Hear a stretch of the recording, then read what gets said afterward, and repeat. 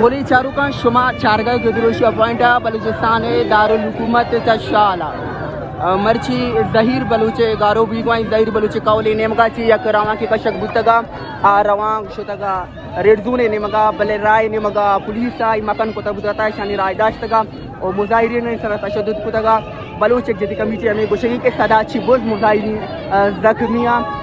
زخمی بتگا تقریباً 30 اچھی بود مظاہرین سے گرفتار کنک بتگا آئی تو کا ظالبولا موارا انو نیم گاٹا سے تیسا ڈاکٹر مرنگ بلوچا ضلع انتظامیہ را گشتگا کے ارچی کے گرفتاری کے مظاہرین استا آیا بازیاب بیگم پرچہ کے ماں پولیس تھانہ شتگا اور جہاں ہم نے اشانی ہمیں الزامہ کہ ہمیں ظالبول استا کھینٹا شفت کنک بتگا بازیاب کنک ببنتی آرگ ببنتی اور ظہیر بلوچ کے گارو بیگوائیں یرا بازیاب کنک ببنتی.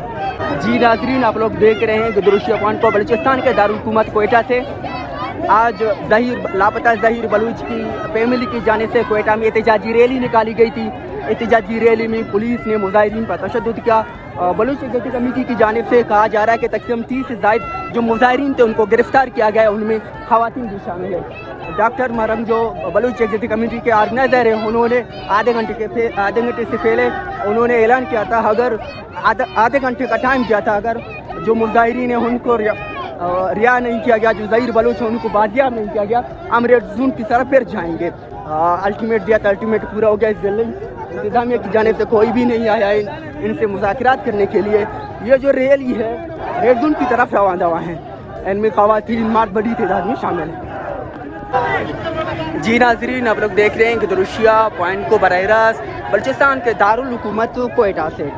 آج لاپتہ ظہیر بلوچ کی فیملی کی جانب سے کوئٹہ میں احتجاجی ریلی نکالی گئی تھی. اس احتجاجی ریلی پر پولیس نے دعویٰ بولا جو مظاہرین سے ان کو گرفتار کیا, تشدد کیا. تقریباً BYC کے مطابق 100 سے زائد جو مظاہرین تھے وہ زخمی ہوئے ہیں اور 30 سے زائد وہ گرفتار ہوئے ہیں, ان میں خواتین بھی شامل تھے.